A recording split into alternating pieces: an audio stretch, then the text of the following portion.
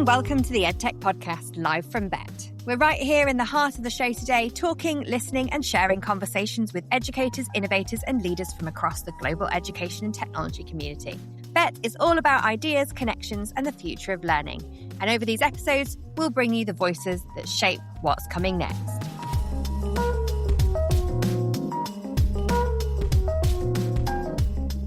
Hello, Peter. Welcome to the EdTech Podcast. It's great to have you here. Tell us a little bit about MyTrencher and what it's all about. So, hi, Philippa. Thanks for the introduction and thanks for the invite. We discovered each other through LinkedIn, so it was nice to reach out. And as we're at Bett, I thought it was a good opportunity to come here and tell you who we are, what we're doing. And yeah, first time at Bett, first experience. So it's interesting for us. Yeah, fantastic. Because you guys are on the startup area, right? No. No? We are part of the Spanish ISEX Pavilion. So the global showcase here in the North Hall. Amazing. Because we're a Spanish company, even though I'm British from Wales. I've lived in Spain for many, many years and have a Spanish company. So that's how we set up the business. And we're based in Valencia in Spain. So it's good to be back home in the UK, cold. even though it's cold and wet. Yeah, it's nice to be back home. Absolutely. And I know Valencia, so it will be crisp blue air right now. So you've come for a It's a bit of a climate change, a bit of a shock. Amazing. So tell us, what does MyTrencher do? So basically, the story behind MyTrencher, we started the business and the idea about 15 months ago. My daughter Sarah, a Valencian, born in Spain, traveled all over the world with me, with work, with the family. I'm an automotive engineer myself. So I've worked in many countries around the world, in Germany, Turkey, China, South America, North America, all over Europe with my job. My wife as well is an automotive engineer. So we've taken the family wherever we've been. And Sarah studied a degree in graphic design in Germany. And she's trilingual. So English, German, Spanish. Wow. Fluently, fantastic. So we decided during COVID to move back to Spain. And she just finished her degree. So we went back to Spain, came back to Valencia to live. And then it was, as a good parent, okay, what's your next move? What are you doing? She wasn't sure she wanted to start work straight after her degree. And we sat together and I said, okay, well, with my experience in the automotive industry and looking at what's happening in general around the world and in industry and technology, I said, maybe a master's in UI/UX design would be a good fit for your creative side from graphic design. So she thought yes. Incredible. So yeah, so we and a really clear path in terms of the way that things have progressed and changed. I've always been on it with the children, even with my youngest one who wants to be a vet. So Sarah, we found a university in Valencia for Sarah to study UI/UX design, and she did her master's. Did very well, got a first class master's degree. Congratulations. Yeah, she's fantastic. But then, of course, reality sets in and she's in the wilderness. She falls off the conveyor of education and nothing. It's a void. It's a blank. So she started as a good parent, started applying for jobs, starting to help her, even with my network for 30 years in the industry, speaking to people, trying to get her work. It was difficult. Almost impossible. And that's incredible as well to say that, you have all those connections. Many people don't have that ability to be able to help and support their children in the same way. Exactly. If you have no network, or you come from a family that doesn't have the business acumen, or they don't have the understanding of the marketplace and what's required, then it must be extremely difficult. So long story short, she spent three months diligently searching for a job, trying to find something, applying for many different jobs within UI/UX, different countries, nothing. Yeah. Majority of, I would say, 90%, 95% with no responses at all. And she was applying to, say, 20, 30 jobs a day. Gosh. So it was heartbreaking. It was heartbreaking. It was frustrating and heartbreaking at the same time. And after 3 months, I could see the frustration set in. It was frustrating for her and demoralizing.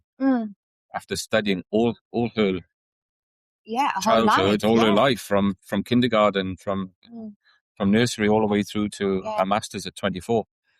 So we sat down one evening at dinner, and we just thought, okay, what can we do to fix this? That's when the real job of understanding the market, understanding where the market is going, how education is progressing. What are the roadblocks that students face when they graduate? Are they getting the right guidance when they're in university to start with or within further education? And it was really then the discovery phase started. So 3 months we spent just looking at different platforms, looking at the usual people in the edtech space. Obviously, we have the major competitors like LinkedIn, Handshake in the US, InfoJobs, Indeed, all of the competitors. And we thought, okay, let's develop something. So that's why My Trencher started and how it started. The name actually comes from an old English name, an old English word.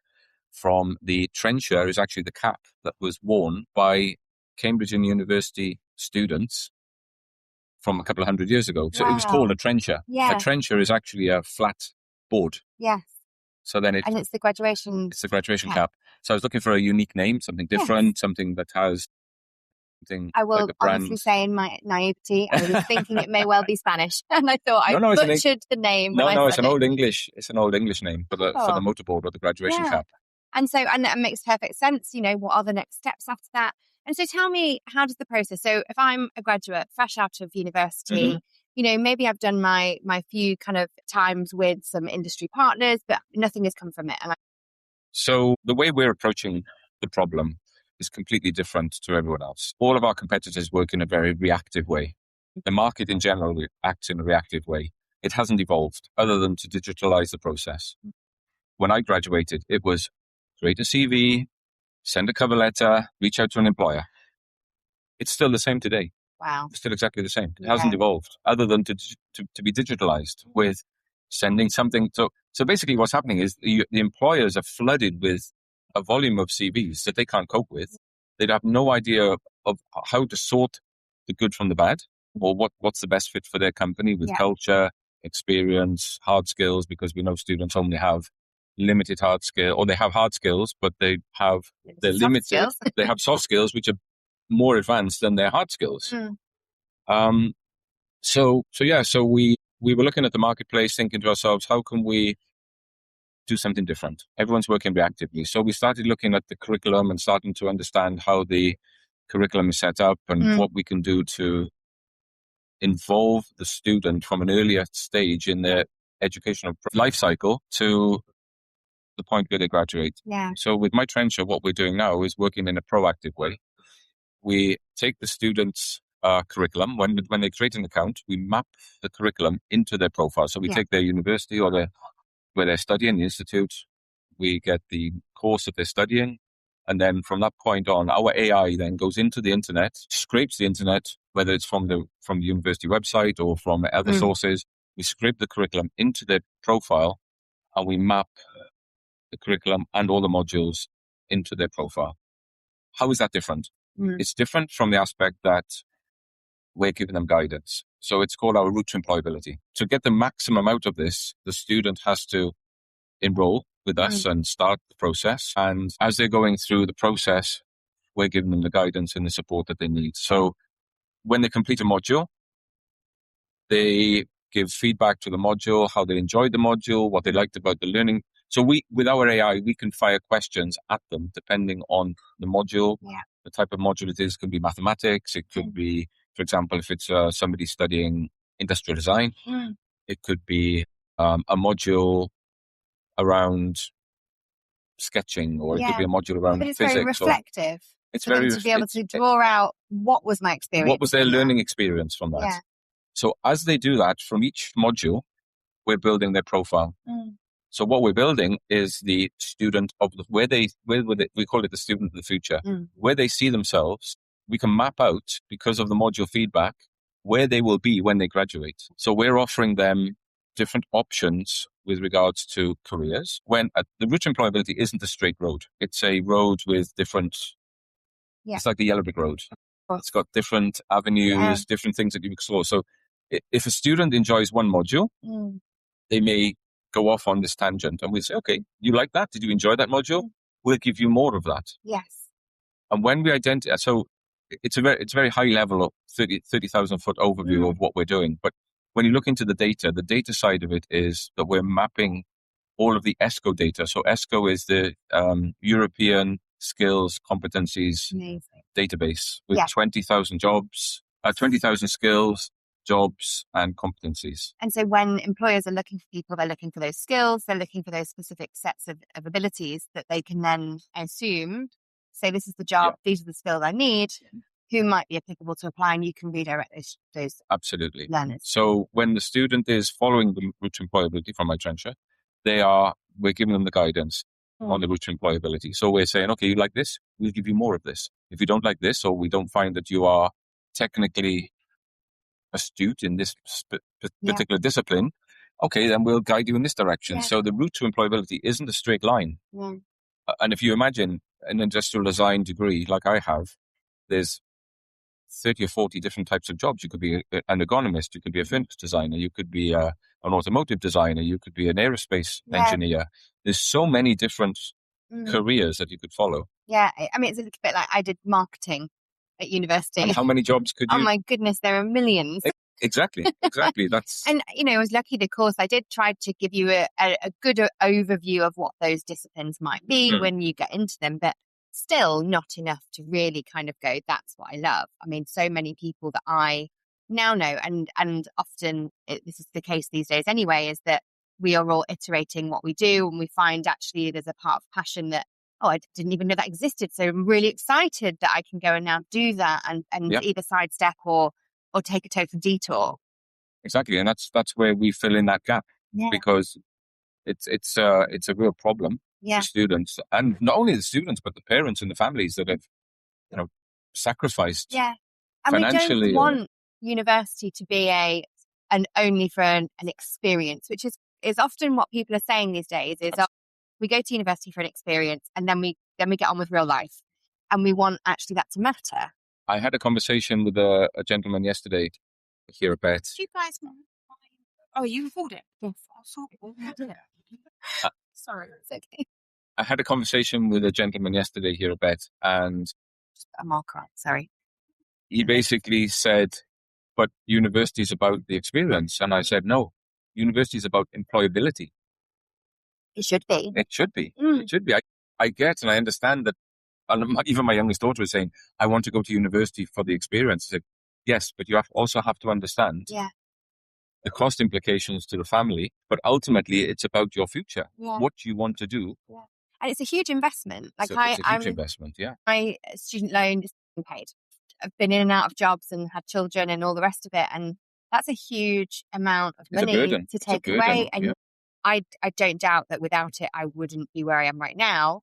But it is a financial burden. Often, very lucky if your children are able to be supported by family. Lots of children are not. Lots of people are not in that situation. Yeah. And it is a real, is this going to be beneficial to me long term? And we need higher education to have some of those really core skilled jobs coming out at the other end of it. Absolutely. And you mentioned your younger daughter wants to be a vet. She will have to go to university. Absolutely. And a long university degree, 5 or 6 years. And if she wants to specialize, it's another 2 years afterwards. So it's a big financial burden for families. And so do you see this kind of trickle back towards, you were talking about obviously universities and there's obviously the college element. I've been seeing a lot out of the US where they are looking right back when they're looking at college entrance even. Mm-hmm. Where did you first get the passion for? Because of the amount of places within courses, they are much reducing now. To get onto a really incredible course at a really amazing university, you have to prove that. And actually, from what I'm hearing, is you have to prove that from almost the age of kind of 11 years old of where are these passions coming from? I think the US is an even worse situation than Europe because, for example, my youngest daughter's studying A-levels. Her level of mathematics at A-level in calculus and advanced maths are from a second-year degree student in the US. Wow. So she's been learning advanced mathematics for 2 years already, and she's now just turned 18. Gosh. Wow. Whereas a student in the US will only touch on that in their second year of degree, and they don't specialize until the second or third year of degree. So the opportunity for my trencher within the US is enormous, is vast. And the way, as I said a little bit earlier, I touched on, we have 3 pillars to the business, which is the student and the profile, the predictive profiling. We have the data level, which is ESCO data and all of the data we're pulling from the databases around Europe. Yeah. It's one in the US. There's every country has one, but this Yes. European ESCO data is the top level layer Yes. within Europe. Yeah. Okay, with the 20,000 jobs, skills, etc. And then on the other side as well, we have the actual market data. So what we're doing with our AI is we're mapping the market data, looking at ESCO, converting those into actual job skills from the job market and mapping it against the student's profile.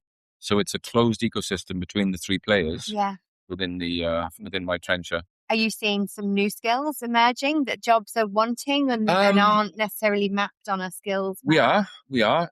For example, the curriculum in general doesn't evolve, or it's evolving every 5 to 7 years, depending on how proactive the university is or the institute. Whereas industry is evolving because of AI every 3 to 6 months or even quicker. Yeah. So there are jobs appearing that you thought, okay, what is this job? How is that applicable to the curriculum that's being taught by the university? Which in some respects makes what you do even more important, because you can then almost disseminate those skills and say, well, actually the attributes of this skill lend itself to that role, as opposed to seeing it as a standard role where maybe there isn't a course yet that would lead you into it. Okay. But actually the skill set that people require, people do have, and they have been building. And I think sometimes it's that connection. We can be quite tunnel visioned in terms of, I did this course and it said I would learn X. You may well have picked up a range of other skills around that from doing it and being with other people and collaborating that actually are very applicable. But it's that reflection side of what you guys are doing that allows people to draw that out and maybe have a bit more confidence. Yes, it's about confidence. It's about the learning process, understanding what they're good at. You want to focus on this, okay, and you're passionate about this, okay, we'll give you more of that. Yeah. So when we identify a gap in their skills learning in the syllabus, we can provide upskilling courses as well with our partners. Brilliant. So like little top-ups. That's fantastic. So little top-up courses, yeah. Exactly. So today here at Bett, obviously, Bett, day one yesterday. Today is day two. What are you up to? What's happening? Yeah, we've got a busy day. We had a busy day yesterday here at Bett. It's our first time, so it's a new experience. Importantly, everyone's in the edtech space, so we're all under one roof, which is exciting. So yeah, let's see what happens today. We've got a few meetings lined up today to have some discussions in detail to try and get the word out there and help people understand what we're building. I think one of the problems that we're facing as well is universities and institutes tend to see us as the career services. You imagine a career service of 3 or 4 people, 3 or 4 individuals in a team that are trying to service 50,000 students. It's impossible. So my trencher, what it does is, rather than, we're not replacing the career services. That's not what my trencher is. We're providing an operational layer for them to be able to service more students. To real pinpoint those that maybe need more help than those that actually are very clear and concise on where they want to go, what they want to do. Yeah. So we're giving the career services opportunity to work on a strategic level, so they can target the students at risk. Which really is what we need technology to be able to do, is to save that time, be very specific and measured about the reasoning behind it, so that we can use that as humans to say, this is the next step. Absolutely. That's incredible. Can I ask you, is there anyone else here that you think everybody should go and speak to, or anything you've seen that kind of made you go, wow? Apart from ourselves, I was quite impressed with some of the equipment manufacturers and looking at what they're doing. The Kahoot stand is quite impressive. Yeah. Some of the big players in the other hall, in the South Hall. I think to myself, one day we'll be there. There we go. Well, we'll come back and interview them. Thank you so much for your time today. Thank you, Philippa. Amazing. Cool.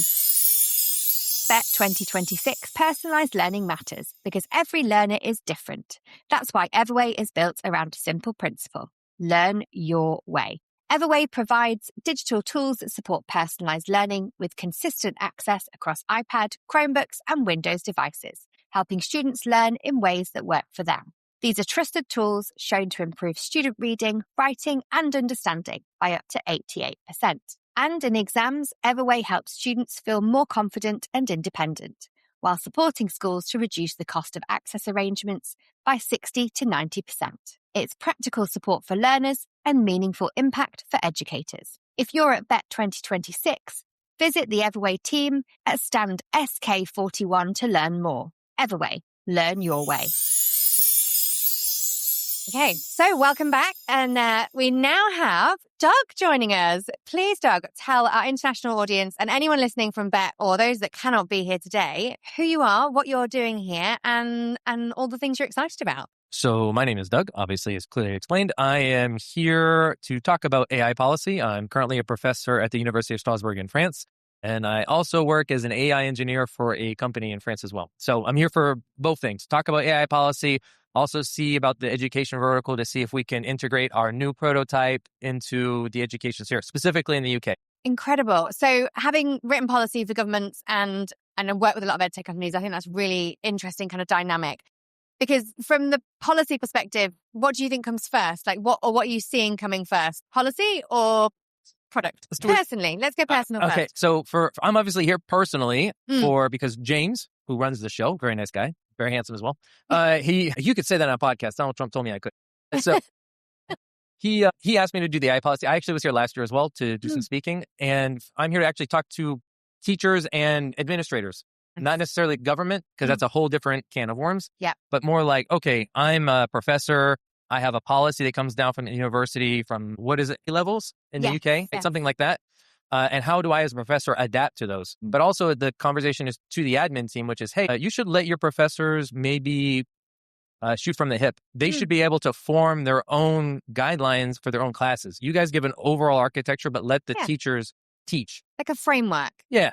Amazing. And how are you seeing that kind of form then? Because I think one of the things that I find at the moment, a lot of the conversations around AI especially are, we can't do anything because no one's told us how, or we're doing everything because no one's told us how.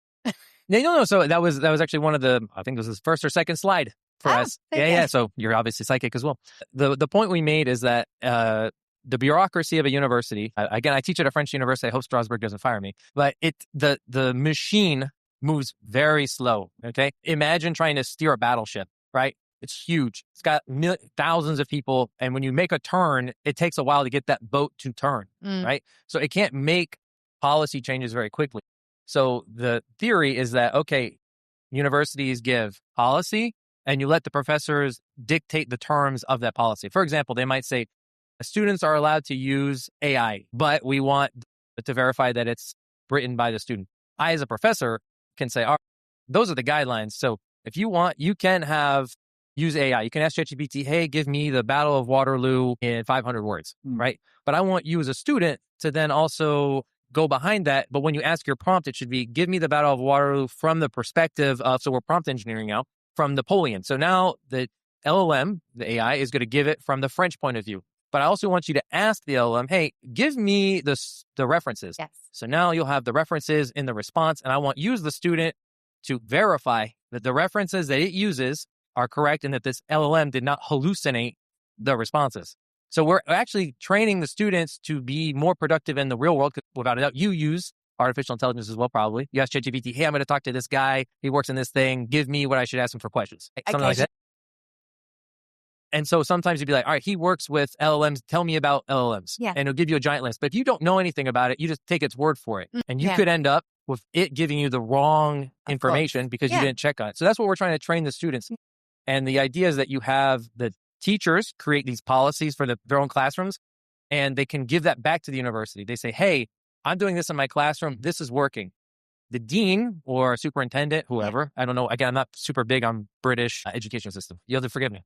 In the audience. And so what will happen is that they can then say, all right, this works for Doug. He's doing it. I like it. Let's do it in another class. Other teacher, do this thing. Okay. 2 months later, both these teachers, this works. This is going to be the new guideline going forward. So essentially we're teaching universities to be elastic, to give the possibility to the teachers to make the modifications and then follow the teachers, not block the teachers from going where they need to go. Which is really interesting because I think a lot of the, so I was recently at Birmingham University in Dubai, and they were talking about the frustrations that they have. It was at a conference they were delivering of teachers being in that position of students overusing and underusing, and that real obvious, like, okay, all of a sudden my student who was really struggling is now pulling out massive assignments that are incredible, and that kind of scaffold of where do we go? But they were talking very much around the lack of elasticity around higher education and how actually this is where we need to start to understand how to be able to weave these things in, because has been traditionally something that was very lecture-based. I agree. I wasn't sure if you wanted something else than that. So I think part of that could be cultural. Some places, again, France is a very lecture-oriented. I am the teacher. You are the pupil. You sit down and color. I tell you what to do, right? I come from the U.S., which is the student can come in the classroom and argue with me about the subject. You understand? I like that. Yeah. So it's a very much back and forth. Like students in the U.S. are allowed to voice their opinions. I don't agree with this policy, or I don't agree with whatever you're saying, even if it's history-based, right? Yeah. They could say, I don't agree that Napoleon's strategy for the Battle of Waterloo was whatever. They could say it was something else as a student. All that to say, coming all the way back, what we're also doing at Strasbourg is that we can't fight AI. Students are going to use it or they're not going to use it. You know what I mean? And we can't say, we're going to check their work with an AI checker, because it's also not fair. And how many of them are probably accurate and able to do that now? Zero. I'll give you, I say this as a teacher in an international university, okay? If your mother tongue is not English, you're going to use, please, Grammarly, don't sue me. We might use Grammarly. Grammarly is a great resource to correct your English grammar. It has different versions. I'm air quoting this, nobody can see me. Versions where I could say, correct my grammar in the syntax. Right? What behind Grammarly is an AI. So the student will generate a paper that they wrote themselves, that if they give it to me and I run it through an AI checker, is going to be positive. Yeah. Which is totally unfair to the student, because not only now do I have to go to the student, this was my talk last year, I have to go to the student and be like, you used AI to write your paper. The student's like, no, I wrote it myself. Be like, no, you didn't. My AI checker says that you didn't. Yeah. The student themselves lose, I don't want to say that, not credibility. They lose faith. Yeah. That the teacher is now not on their side. Now they have to prove that they actually know the subject. So what we've done with the University of Strasbourg is we say, all right, look, do you guys want to use AI? Go ahead. The policy is you should annotate that you used it, right? You should write your own paper. Yeah. It should be yours. So 50% of the grade is on a paper and 50% is an interview. Nice. Okay. So if we do, like Mary, my co-speaker that was with me, if we run into a student that's like, has a 40-page paper, most theses take months to write, become an expert in it. Yes. If we start asking them questions about their thesis and they cannot tell us what happened, we're like, hey, what's going on here? Like, did you write this? Yeah. And if they're like, yeah, I wrote it. All right, well, elaborate on why you chose this thing. And you choose an abstract thing from the paper, because they don't have the paper in front of them. We do. Yeah. And if they can't answer the questions, that's when we start really like, okay, well, your grade is going down more and more and more because I have less and less faith that you wrote this paper. Yeah, definitely. And I think this is coming about an awful lot now. This idea of having to justify, and I guess it's the same thing you do in your PhD and things like that as well. And we do it a lot when we're looking at international baccalaureate. We sort of think about justification and why and being that expert in your own understanding, right? And it was interesting, we had Taskmaster on earlier and they were talking about this ability to justify your reason, bring in an object against a standard question and justify why yours is the best. And actually this oracy and this ability to be discerning with information and say, yeah, I did get AI to do that and I checked it and then I found this and this and this. And actually that led me into finding more things. But that ability for a student to gather information, understand information, and then reflect it in their own understanding and narrative, right? Building people who can argue, have conversations, be human a little bit more. Yeah. So it's another thing we talked about in our talk was that I think that culturally, or I don't know, evolutionary, if you want, people are more and more, I don't want AI. You look at an image, your first question is that AI? You look at a video, is that AI? You look at a text, is that AI? I think as humans, we're moving away from, could this thing have been generated by AI to, I want to know that it was generated by a human.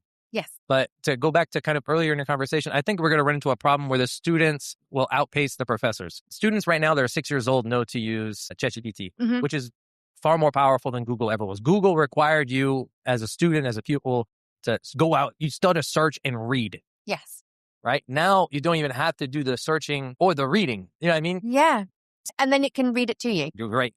I promise not to swear. You were absolutely right. It can absolutely do that. Yeah. And so the issue we're going to run to is that you have 6-year-olds, 7-year-olds that are starting now.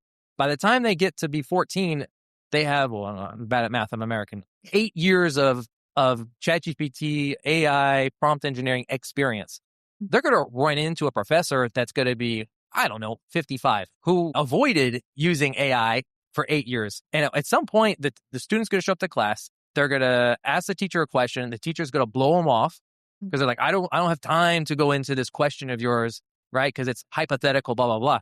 And so what is the student going to do? They're going to go back to the AI, and the AI is going to essentially form our future generation. So again, one of our things that we talked about was that we have to get, one, the educators to have time built into their curriculum to learn about AI systems to become more AI proficient. That's one. But I think we need to go back to a time, Aristotle, Plato, these great philosophers back in the day, they had a personal relationship with their students. Yeah. And I think that if we can go back to being more personal, and again, what that needs to do that, you need a education admin team that's going to say, we will protect you, Professor blah, blah, blah, if you have a professional relationship with a student. If the student comes to you and say, hey, I'm thinking about, this is a real true thing with AIs, I'm thinking about hurting myself, I'm thinking about suicide. ChatGPT will answer that question for you. Yeah. But a teacher might be like, ooh, I'm not sure I want to talk about that. I want to avoid this subject. So we need to let the teachers be empowered again. There was a time in the 50s and 60s where a teacher was like a second parent. I think we need to go back to that type of a relationship with students again. Yeah, and I think this is the thing about AI though, isn't it? It is an enabler to allow us to do that. If we use it in the right way, the information that it can provide to us can allow us the time to be able to have a relationship with those children and actually really be able to understand their passions, their worries, the things that are happening to them at that age and stage. And I think we've become so overwhelmed across all age groups in terms of education, but overwhelmed with the amount of things that we have to do. Oh, yeah. And actually, this is an opportunity for us to take a step back and say, actually, I want to be more human. I want to be more connected. So I'm going to use that information so that I can then alleviate my own time to be able to do that. I agree. But there's also another component. It goes back to the teachers getting professional development. I'm air quoting this again. Nobody can see it. Which is that as a teacher, I should also use AI for my own curriculum. Question: Were you really bad at math or science? Was there something you were just a genius in everything? I was going to say all of the above. Okay, you were just shaking your head like, no, I got all those. No, I may have panic attacks if you put me in a maths. Okay, me too. Don't worry. No, totally me too. I can't say it out loud because then I never get my diplomas validated again.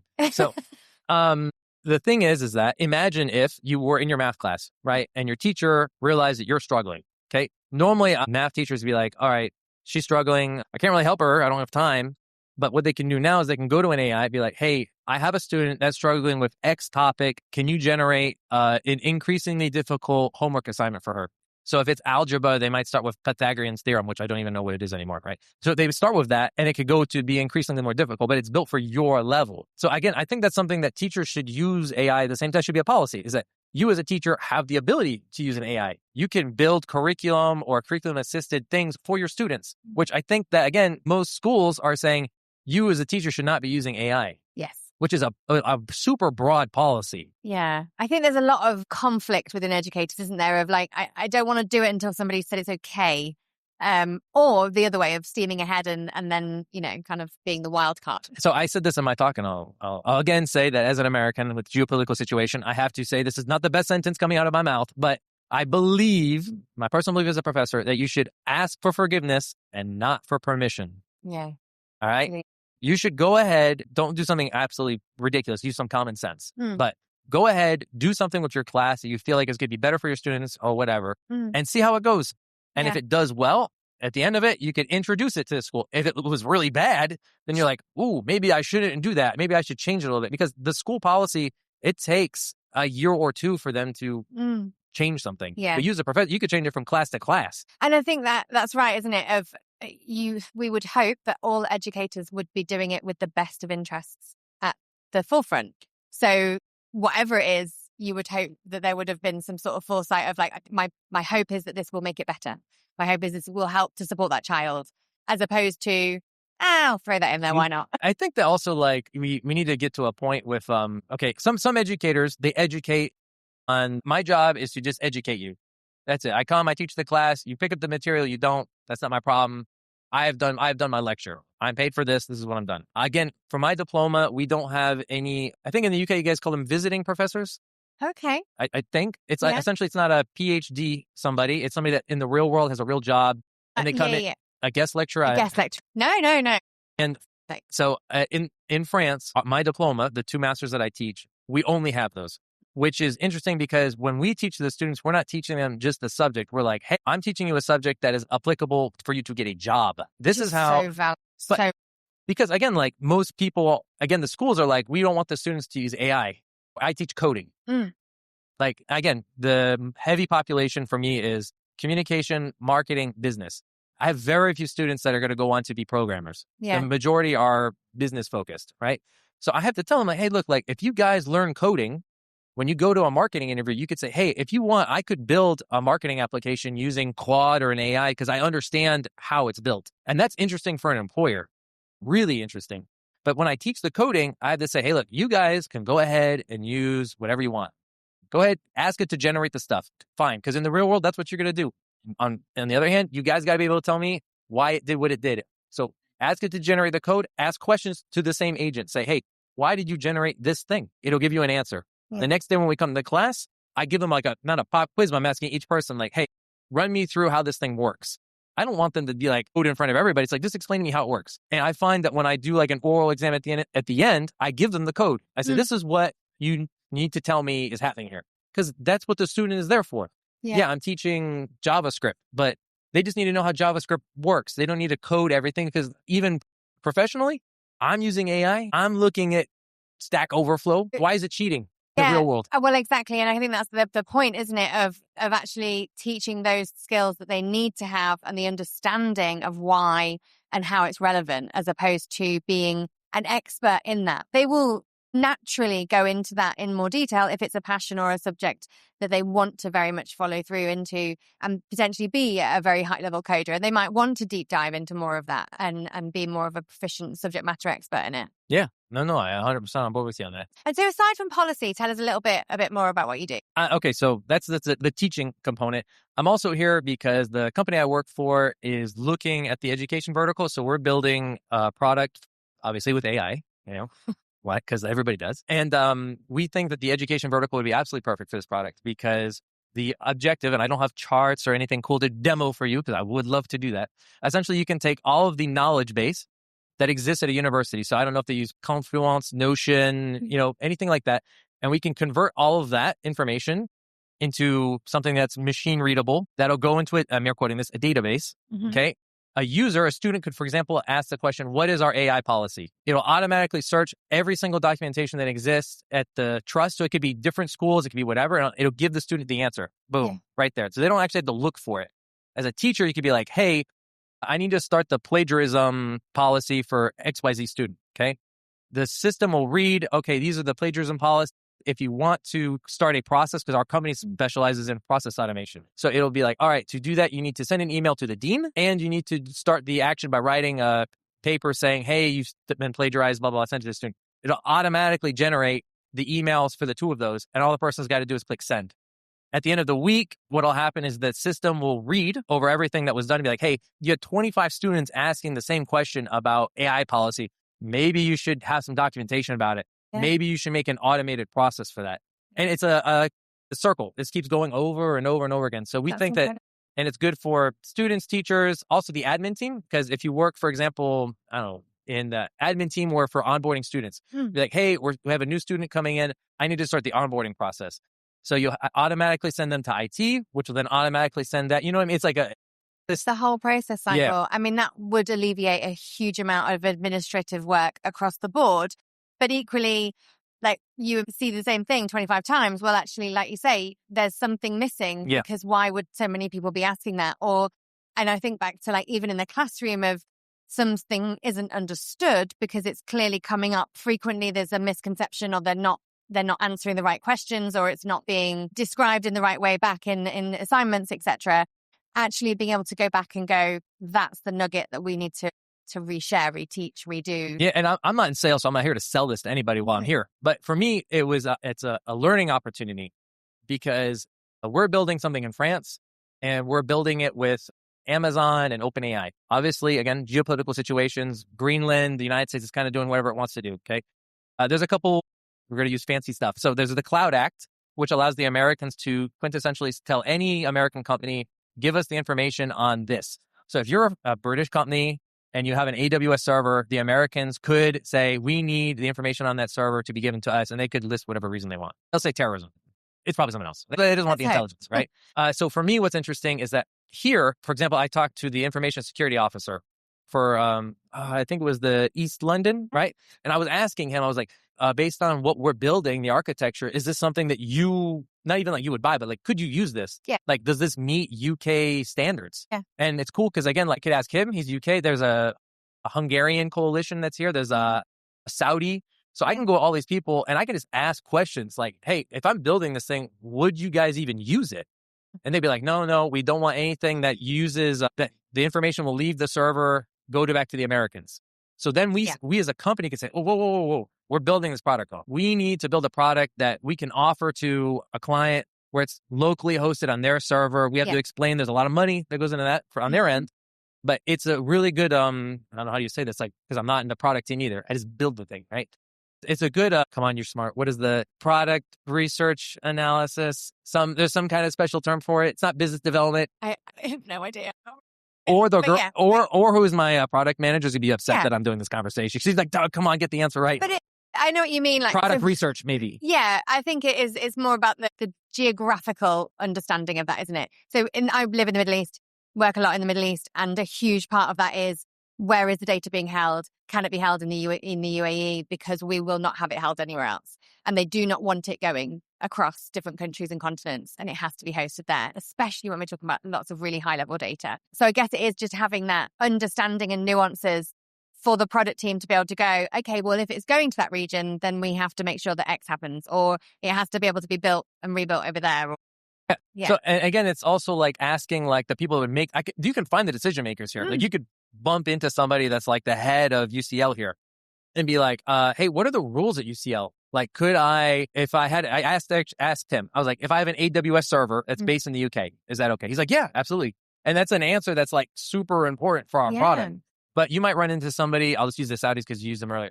The Saudis might say, well, we don't want anything American because we understand the Cloud Act. So even if it's based Saudi, the information could theoretically be accessed, but we don't want to use that. So you have to give us a solution that's outside of the US. So we'd have to be like, we'll use the French company OVH. Oh, so I was pronouncing it OVH. Sorry, I'm using a French pronunciation. Oh. That's my bad. It's literally OVH. So for all the French listeners, and they knew what I was saying. They would have done it. Yeah, they were good. So for that, we could say, hey, look, this is absolutely 100% independent of anything American. Yeah. Right? And so that would work. That would work. Yeah. But for us architecturally for the product, we have to say, all right, well, if we're going to use this OVH system for a server and we have these one of their models, does our product behave the same? And the answer is yes, but no. Okay. So you have to test it. The models don't always respond the same. The response times aren't the same. The behavior, the architecture of our software is not the same. Yeah. So, and I guess things like even down to like downtime or like anything that's going to be anything like that could have an impact on whether it's going to pull the data in at the right amount of fluency and fluidity, is going to have an impact on. You could also run into an issue of like response times. It's nothing against OVH.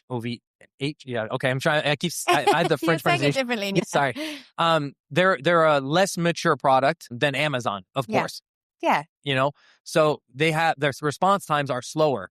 They're not using the most powerful OpenAI model. They're using Qwen, for example. They're using other things. Yeah. So it's up to us to make sure that works. And again, like this show allows you to do that. Otherwise, like I'd be sending messages on people to LinkedIn, like, who is this guy? He's trying to sell me something. It's like, I know, hey, I just want some info. And this show is really good for finding different connections, especially like where we are right now. Nobody can see where we are, but if you were here, there's like lots of like flags that like you have the French coalition, which is like 100 meters that way. You've got the UK, you've got the Hungarians, the Saudis, the Turks, the Egyptians. All these people are here, and you can come and just ask questions, and they're like, yeah, this is what we would do. This is what we not do. And I guess that's the whole point of these trade shows, isn't it? Is for the connections and the cross-pollination of these ideas and this ability to share knowledge and understanding and make human connection first.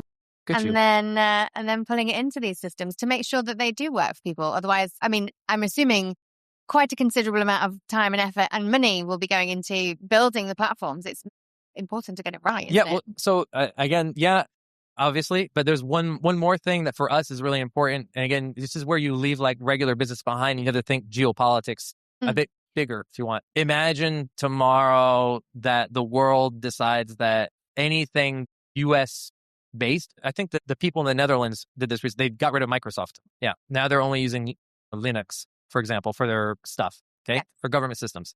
If this US thing evolves into the EU deploying the economic bazooka, which means that they would cut off any GAFAM, Google, OpenAI, you name it, the 7 great wonders, right? How would these products work? Tomorrow, for example, you turn the switch, the UK government says, Amazon doesn't work here. None of this stuff works here anymore. You guys could theoretically nationalize the building, the server, right? But how would you build a product then? So that's, again, for me, why I'm here. I'm asking the questions like, would your company be able to survive without Amazon? Yeah. Could you guys use another service? Like, those are the kind of questions that are like really important when you're building a product, or even if you have a product, because the majority of people have their stuff stored on Google Drive. So what do you do tomorrow? Your stuff's there. Well, this is the thing. And as you were saying that, I think it really links into that political side of things, doesn't it? I'm imagining like movies now, like, I was going to say Independence Day. I don't mean that. But except that it's the Americans that are like blowing up everything. And not the aliens. Yeah, not the aliens. Pretty close. But I think that this is the world we live in now, right? People do have the power to just turn it off and go, no, that's nothing. No one's using it anymore. Well, it's like, again, like if the EU, I'm not sure they're going to do it, but if they did do it, right, there are implications from like small mom and pop startups all the way to like the governments themselves. Yeah. Because nobody can see me, but like if you can picture my hands, they're like the columns, and the columns are all held up primarily by American companies. So if they go down, the system goes down. It's just like sometimes you'll see like Google or Amazon, they go down. Yeah. And you'll see like a bunch of websites go down with them. Yeah. Because they're all hosted using that stuff. So you could just have a blackout that lasts hours. Yeah. For example, Delta Airlines had a problem. I know, was it Delta and Air France? They lost a couple $1 million like a year or two ago because the system went down. Wow. You see, but it's all built on American products. I'm very American. Please don't kick me out of my own country. But that's just how the system is built. So the question again, while you're here, if you're building an education product that's international, is it ready in case you have to pivot away from the Americans? Yeah. And you have to ask those questions to your potential. Oh, right. I mean, just having to be able to be flexible, that goes back to that elasticity, doesn't it? Yeah. I want to say a huge thank you for your welcome. time today. It is so interesting. I feel like we could talk for hours about this because there's so many different tangents as well and different areas to think about. I know that we're going to link in our show notes to you, so please expect people on LinkedIn bothering you. Hey, I would love to have people bother me unless you're at the U.S. government and then you tell me that I can't come back to my country. Please, I love America. Please don't kick. I'm sure they won't. Thank you so much for having it. Thank you very much for inviting me. On the podcast. You're welcome. Sorry. You're welcome. Thank you. This episode is brought to you by Edmentum, a leading edtech provider bringing global, future-ready learning to schools in more than 100 countries worldwide. I'm fortunate enough to have long-time familiarity with Edmentum, their commitment to keeping pace with the needs of today's students and then delivering innovative solutions that both accelerate academic achievement across K through 12 and enhance university and career readiness for all learners truly sets them apart. Backed by the highest caliber of research, Edmentum's AI-driven assessment, personalized curricula, and virtual instruction give the tools to prepare students for successful future. Visit edmentum.com to learn more about Edmentum's comprehensive solutions and how they can help you address your goals. So we are here at Bett 2026, and I have Andy here who is going to tell us all the exciting things that you're going to be doing with Scotland. Hi, so my name's Andy Bell from Trellis. At Trellis, we're working on a piece of AI technology to accelerate and improve special needs administration. So we're building an app that transcribes child's plans meetings and then creates a first draft of a child's plan. We're winners of a CivTech award for digital innovation in Scotland. So we've been building this tool for the last 9 months, and we are now piloting in 6 councils, with 6 more councils about to come on board. So we're really beginning to see the evidence that this is going to work and really make a difference to special needs teachers and managers across Scotland. Incredible. I mean, there's a few things there, isn't there? One, SEN, ND support is vital. To make sure that we can get it right is really, really important. And part of that is supporting teachers to be able to document that right. And actually, what you've just mentioned there is relief of a lot of administration tasks, but allowing people to really focus in on their job and actually listening to what's happening on the ground, right? When we started the project, we thought the main benefit was around workload reduction, but the more we've got into it, the more we've realised The transcribing allows the teacher to be more present in the meeting. And if you're a parent or a child, just making eye contact, empathy, rather than being heads down, typing information into a computer is a massive difference. And then secondly, the quality improvements that are possible. When we look at a lot of SEN documentation, it's so variable because it's not the main thing teachers got into teaching for. Often they haven't been trained, and so they're trying to figure out how to fill in these forms on their own. We think there's great potential with AI to create the frameworks and kind of give hints and guidance to get people on the right track to create documents that are more standard, more useful downstream, and more intelligible by parents and other people involved in the team around the child. Incredible. And so how did it come about? What was the first kind of idea? Where did that all start to process from? So it really came about, there's this beautiful Scottish innovation scheme called CivTech, which is one of the genius of it is it just starts with a single question. So the question here was, how can AI help to reduce a teacher workload? We'd done previous work in looking after vulnerable people, particularly in charities, and looking at how large language models like ChatGPT could be used in workflows around processing either inbound inquiries to citizens via Scotland or to NSPCC Childline. So we've been thinking about this type of area and the kind of realization that special needs admin was in that same ballpark of there's an awful lot of text, an awful lot of very kind, empathetic people who want to help, but then have this admin burden that gets in the way. So that was the initial spark. And we were lucky enough to win a CivTech prize last year, which gives us great contacts with Scottish educators and a good runway to really put together a top-class AI team to work on this project and have a proper crack at it. That's incredible. And there's such a focus as well, which really allows you to get to the nitty-gritty of what you need to be able to do to have impact, right? I mean, that is the single best thing about the CivTech scheme is it gives you access to the people having the problem, not just a one or two meetings, but every week for a year. And that's how you have a chance of solving these tricky problems that, you know, in England and in Scotland and across the world, we're struggling with how to better care for the ever-rising SEND requirements. And I think for me, it's super exciting that we can use the power of AI, which everyone sees as being tremendously powerful, to look after the people in society that most need looking after. Absolutely. So tell us a little bit about how will the pilot, how will next year work? How, aside from the meetings, what does this look like in terms of a process? What will people be getting involved with, those governments that have signed up? So the councils are getting that have signed up. Initially, we're doing a pilot in each council with 3 or 4 schools and 3 or 4 SEND teachers in each school who are doing the majority of the admin. All they have to do is log on to our app. So we'll set them up with a username, and then when they're doing a child's plan meeting, which will typically be the teacher, maybe a head teacher, a parent, and sometimes a child, maybe a few other stakeholders, they'll just set the app running in the middle of the table, so it's transcribing, and that can transcribe, like a meeting might be anything from 15 minutes to an hour and a half. They'll transcribe that meeting, and then you'll log back onto the app 20 minutes later, and there'll be 2 documents ready for you. The first one is the child's plan, so that's the standard document, which has a summary of the main action points. It has the views of the child, the views of the parent, and then the key bit of it is a series of actions that are time-bound, measurable, and assigned to someone. So that's the key document of how we're going to measure the child's process. The other document is the team around the child's minutes, so that we can watch children's progress and the progress over time. And then, because it's a pilot, each of the councils, we then repeatedly check in with the teachers to assess the quality of these documents, and so we can keep improving and evaluating these documents to make sure they're really fit for purpose for.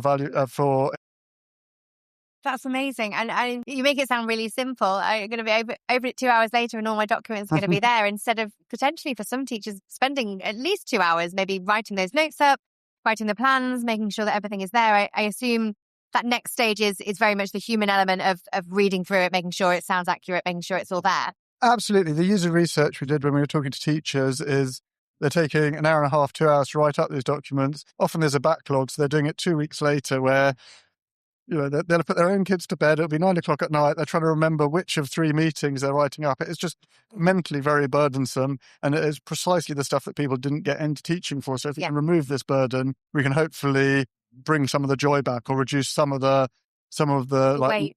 the weight, not just the weight of remembering, it's the weight of feeling like you have to fit your document to certain government guidelines and certain expectations of best practice, which are often kind of not fully understood and are often fairly ambiguous. And our processing can help an awful lot with that. We can do an awful lot of making sure the document is compliant just by putting it down the kind of AI route.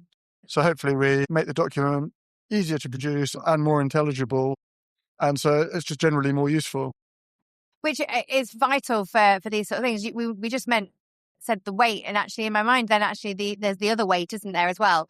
If someone isn't able to have the time capacity to write up notes for 2 weeks potentially, that weight for the child to then have their plan ready, to have other teachers enact what they maybe need to do to support them, or perhaps even for them to be able to be going through certain processes of additional diagnosis or anything like that, there is a weight in that sense too. 100%. And so the user research we've done with parents of ASN special needs children, often they aren't seeing the documents at all. Either they see them late or not at all. And they find them, as a kind of secondary benefit to the project as well, is I think we're helping simplify the documents where we can either work with the council's existing template, or we can encourage people onto a template we've worked with senior stakeholders across Scottish Government to refine a simplified template. And a lot of the time these documents get longer and longer because over time people add a field here, add a field there, always for a good reason, but it just means you end up with such a bulky document. And a lot of it ends up being kind of teacherese or admin information that is unintelligible to the parents. And so they end up with this weighty document, whether it's delivered late or not at all. Again, it's just the process is creaking at the edges of demand increasing and increasing. And they're things that don't necessarily in this day and age need to be the reason that they're stopping or being halted in the process today. If we can get the document drafted in half an hour, reviewed the next day, and then sent out, I think it could really just improve everyone's happiness with the system. It's not the crux of the system, but if we can improve the admin, then that is a major blocker. That's incredible. I'm really excited that perhaps over the year you might be able to keep feeding us back with some information about how it's all going. I'd love to. We've got so many ideas about how, once we've got the core version of the product working, I think there's so many features we can add to improve, both around organising the meetings, gathering information, helping teachers think through.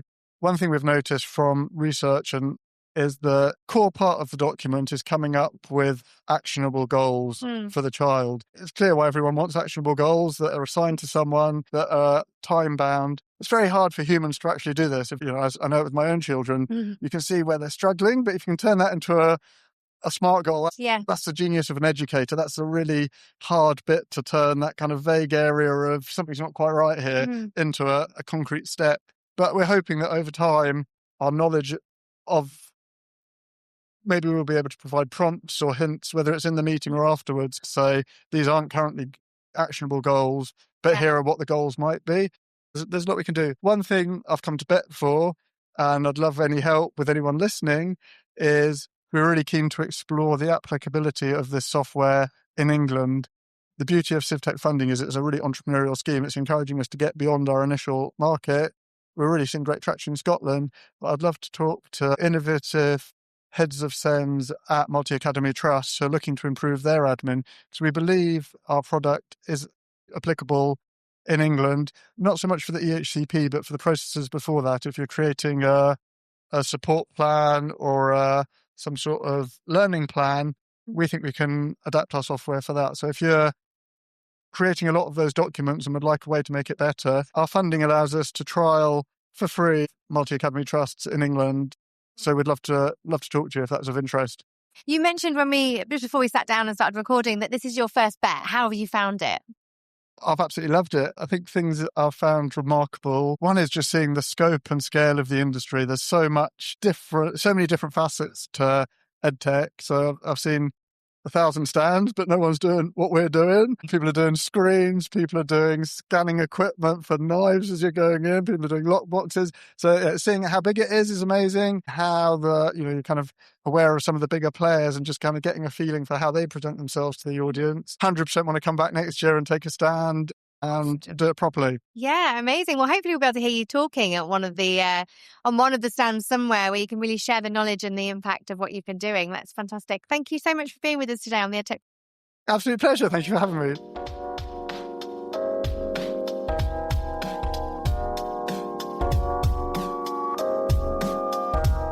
And that brings this Bett conversation to a close. These moments, ideas and voices are what Bett is all about, and we're glad to be sharing them with you. Keep listening for more conversations recorded live from the show.